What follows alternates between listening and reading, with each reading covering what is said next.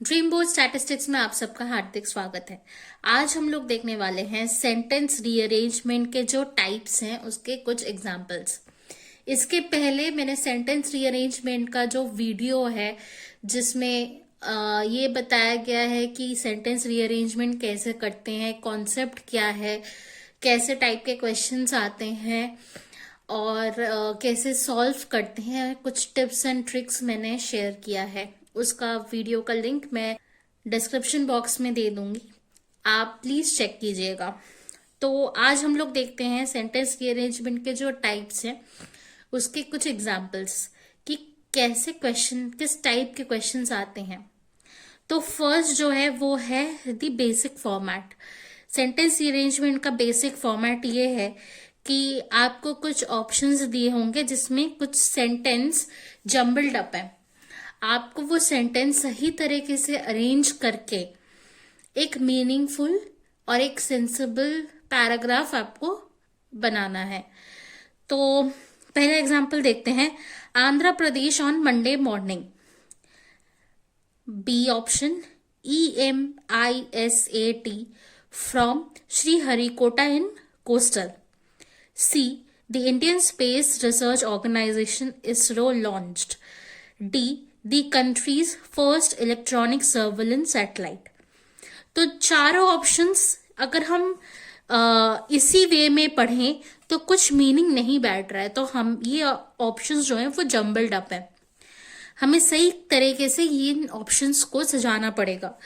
तो देखो क्या हो सकता है। फर्स्ट जो है, the Indian space research organisation launched. उसके बाद the country's first electronic surveillance satellite EMISAT from Sriharikota in coastal Andhra Pradesh on Monday morning. तो ये अरेंजमेंट है। पहला ऑप्शन सी है, फिर डी है, फिर बी है और उसके बाद ए है। तो ये हमें कैसे समझ आएगा? देखो, अगर हम एक एक करके सेंटेंस पढ़े, Andhra Pradesh on Monday morning, इस सेंटेंस से हमें कुछ समझ नहीं आ रहा। आंध्र प्रदेश में मंडे मॉर्निंग में कुछ हो रहा है, पता नहीं क्या हो रहा है, right. Next, EMISAT from Shri Harikota in coastal. Shri Harikota coastal में ये कुछ है जो मतलब ये कोई एक ऑब्जेक्ट है और श्री हरिकोटा इन कोस्टल में कुछ हो रहा है। नेक्स्ट है the Indian space research organisation ISRO launched. तो हमें ये समझ आया कि इसरो कुछ लॉन्च कर रहा है जिसका नाम है ये EMISAT श्रीहरिकोटा में आंध्र प्रदेश में in Monday morning. Next, the country's first electronic surveillance satellite. तो हमें ये समझ आया कि इंडियन स्पेस रिसर्च ऑर्गेनाइजेशन एक इलेक्ट्रॉनिक सैटेलाइट लॉन्च कर रहा है जिसका नाम है EMISAT श्रीहरिकोटा कोस्टल में, जो कि आंध्र प्रदेश में है। कब कर रहा है? मंडे मॉर्निंग में कर रहा है, ठीक है। नेक्स्ट देखते हैं, नेक्स्ट है कॉन्सेप्ट यूज्ड व्हेन। ये ऑप्शन है। बी ऑप्शन है philosophy of technology. C option है टेक्नोलॉजिकल सॉम्नबुलिज्म इज अ, और डी ऑप्शन है टॉकिंग अबाउट द। अगर हम चारों सेंटेंस अलग अलग पढ़ें तो कुछ मीनिंग नहीं बैठ रहा है। तो हम देखेंगे कि फर्स्ट जो सेंटेंस हो सकता है वो, अगर हम चारों ऑप्शंस पढ़ें वापस से तो ये समझ आ रहा है कि टेक्नोलॉजिकल सॉम्नबुलिज्म के बारे में बात किया जा रहा है। तो हम ये लिख सकते हैं, technological somnambulism is a concept used when talking about the philosophy of technology. तो फिलोसफी ऑफ टेक्नोलॉजी के बारे में जो बात होती है उसको हम टेक्नोलॉजिकल सॉम्नबुलिज्म कहते हैं। तो ऑप्शन का अरेंजमेंट क्या है? CADB, ठीक है। नेक्स्ट देखते हैं। नेक्स्ट है, चार ऑप्शंस दिए गए हैं और हमें अरेंज करना है। With the interim budget out, all eyes are now on the monetary policy committee's MPC decision that will be announced on 7th February। तो यहाँ पे भी अगर हम इंडिविजुअली पढ़ें तो कुछ मीनिंग नहीं बैठ रहा है, तो हमें इसको अरेंज करना पड़ेगा। अरेंज क्या होगा कि policy committee's MPC decision that with the interim budget out, will be announced on 7th February. All eyes are now on the monetary. ठीक है, इजी है। ये था बेसिक फॉर्मेट। बेसिक फॉर्मेट में क्या होता है कि चारों सेंटेंसेस, चारों पांचों जितने भी सेंटेंसेस आपको दिए गए हैं वो सारे जम्बल्ड अप रहते हैं और आपको सही तरीके से अरेंज करके एक सेंसिबल और एक मीनिंगफुल पैराग्राफ लिखना पड़ता है। ठीक है, नेक्स्ट टाइप आता है static first statement. Static first statement में जो पहला स्टेटमेंट होता है वो आपको क्वेश्चन के तौर पर दिया रहता है, मतलब वो स्टैटिक है, उसको कुछ भी ना, कोई भी चेंज ना करके बाकी जो ऑप्शंस में आपको दिए गए हैं उसको अरेंज करके एक मीनिंगफुल सेंटेंस, मीनिंगफुल पैराग्राफ बनाना होगा आपको। ठीक है, तो एग्जाम्पल देखते हैं। इन हत्ता योगा, ये स्टैटिक है, इसको चेंज नहीं कर सकते। उसके बाद आपको ऑप्शंस दिए गए हैं, there are practices and the elementary canal to purify the stomach. ठीक है, तो इसको हम अरेंज अगर करें, in hatha yoga there are practices to purify the stomach and the elementary canal. आया, समझ आया, गॉट इट। दोबारा देखते हैं, तीन ऑप्शन है हमारे पास, there are practices and the elementary canal to purify the stomach. तो hatha yoga is a type of yoga, yoga की बात की गई है, जहां पे क्या होता है कि टू प्यूरिफाई, हत्ता योगा क्यों किया जाता है, टू प्यूरिफाई द स्टमक, है ना, एंड द एलिमेंट्री कनाल, तो प्यूरिफिकेशन के काम आता है। तो ये दो स्टेटमेंट तो आसपास बैठेगा। तो बच्चा ये स्टेटमेंट देयर आर प्रैक्टिसेस, तो अगर हम अरेंज करें सही से तो फिर से मतलब अगर हम अरेंज करें सही से तो ये होगा, in hatha yoga there are practices to purify the stomach and the elementary canal. Got it. Next देखते हैं। नेक्स्ट है, after inhaling highly polluted air. ये जो सेंटेंस है ये सेंटेंस स्टैटिक है, ठीक है, इसको चेंज हम नहीं करेंगे। फिर ऑप्शंस दिए गए हैं हमें, फिर ऑप्शंस दिए गए हैं, A for months Delhiites seem to be breathing, B remaining within the safe limits, C easy with PM 2.5 fine respirable particles level. तो यहाँ पे जो एयर पोल्यूशन चल रहा है उसके ऊपर ये है। तो अगर हम इसको सही से अरेंज करें तो ये बैठ रहा है, after inhaling highly polluted air for months Delhiites seem to be breathing easy with PM 2.5 fine respirable particles level remaining within the safe limits। ये एक मीनिंगफुल पैराग्राफ बन रहा है। नेक्स्ट देखते हैं, सच शेपिंग ऑफ ओरिजिनल। ये जो है ये स्टैटिक है सेंटेंस। नेक्स्ट तीन ऑप्शंस हमारे लिए जम्बल्ड अप है। Is possible due to polishing natural and synthetic diamonds in the same way as in jewelry production। तो such shaping of original, natural and synthetic diamonds is possible due to polishing in the same way as in jewelry production। ये इसका सही arrangement है।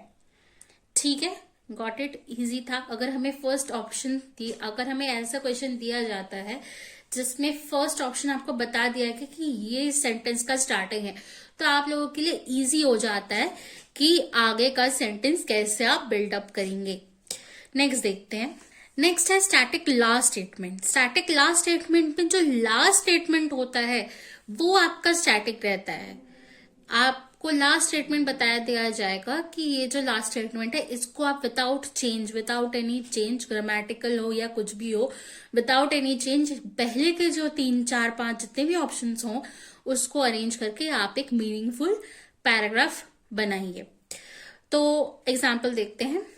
कुछ options यहाँ पे दिए गए हैं, 3 ऑप्शंस है और लास्ट स्टेटमेंट में जो है वो स्टैटिक है, वो विदाउट चेंज है। ठीक है, तो पढ़ते हैं। Option A, ultimately cotton was exported to Britain as a raw material for their textile industries. B. Textile industries in Manchester and Liverpool greatly flourished. C. The British were attracted to the cotton belts of India.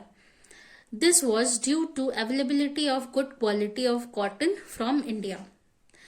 तो यहाँ पे जो last statement है वो तो हम change नहीं करेंगे. तो इन तीनों को पढ़ के हमें यह समझ आया कि किस चीज में बात हो रही है. ब्रिटिश के टाइम की बात हो रही है जहां पे कॉटन टेक्सटाइल जो है वो हम ब्रिटेन में एक्सपोर्ट करते थे.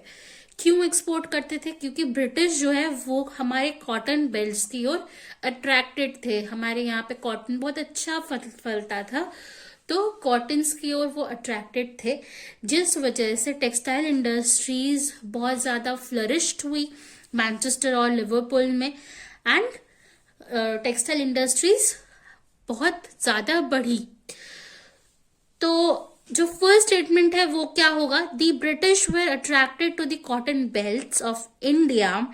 Ultimately cotton was exported to Britain as a raw material for their textile industries in Manchester and Liverpool greatly flourished. This was due to availability of good quality cotton from India. ठीक है, easy था. Next देखते हैं. Next यहाँ पे 3 option है और last वाला ऑप्शन आपको नहीं चेंज करना होगा. तो ऑप्शंस देखते हैं. Of showers washed, the sudden spell, the suspended particles from the air, a rare phenomenon in Delhi. तो यहाँ पे जो है, यहाँ पे जो ऑप्शन है उसको अगर हम सही से पढ़े तो ये आता है कि यहाँ पे एयर पार्टिकल्स की बात की जा रही है जो एक रेयर फिनोमिनन है दिल्ली में. तो इसको हम अरेंज करते हैं. The sudden spell of showers wash the suspended particles from the air, a rare phenomenon in Delhi. ठीक है, समझ आया? बहुत इजी था. नेक्स्ट है, have addressed is one of the problems the production of needle and thread like diamond crystals. तो thread like diamond crystals तो नहीं चेंज होगा. Now production of needle and thread like diamond structures, ये भी साथ में बैठ रहा है, तो ये भी सेकेंड लास्ट होगा. तो हमें इन दोनों में से देखना पड़ेगा. हैव एड्रेस्ड इज कोई मतलब सेंटेंस के स्टार्टिंग में हम ऐसे नहीं लिख सकते कि have addressed is one of the problems they. तो अगर हम इसको अरेंज करें, one of the problems they have addressed is production of needle and thread like diamond crystals. Meaningful बैठ रहा है, तो ये आपका अरेंजमेंट है. अच्छा, अब आता है आपका लास्ट टाइप, जो कि है static first and static last statement, जहां पे आपका जो फर्स्ट स्टेटमेंट है और जो लास्ट स्टेटमेंट है उसको हम विदाउट एनी चेंज बाकी जो ऑप्शंस है उसको चेंज करके एक मीनिंगफुल सेंटेंस बनाएंगे. ठीक है, तो एग्जाम्पल देखते हैं. Folks tales offer lots of advice. ये विदाउट चेंज है. फोक टेल्स मतलब जो छोटी छोटी फोक टेल्स, छोटी छोटी स्टोरीज होती हैं, वो हमें बहुत से एडवाइजेस देती हैं. ठीक है, उसके बाद कुछ ऑप्शंस हैं. Most of them deliver with the message clearly. ये ऑप्शन ए है. ऑप्शन बी क्या है? The reason was that he was not properly dressed. Option C, there is a story of Birbal not being allowed to attend King's free lunch. D, this happened despite his high intellectual abilities. और जो last statement है वो without change है, जो है the advice दस conveyed is don't जज a book by its cover. तो यहाँ पे अकबर बिरबल की कहानी जो है वो बताई गई कि बिरबल एक टाइम था जब बिरबल ने अच्छे कपड़े नहीं पहने थे और वो आए थे अकबर के दरबार में और अकबर फ्री लंच करवा रहे थे, फ्री खाना खिला रहे थे सबको.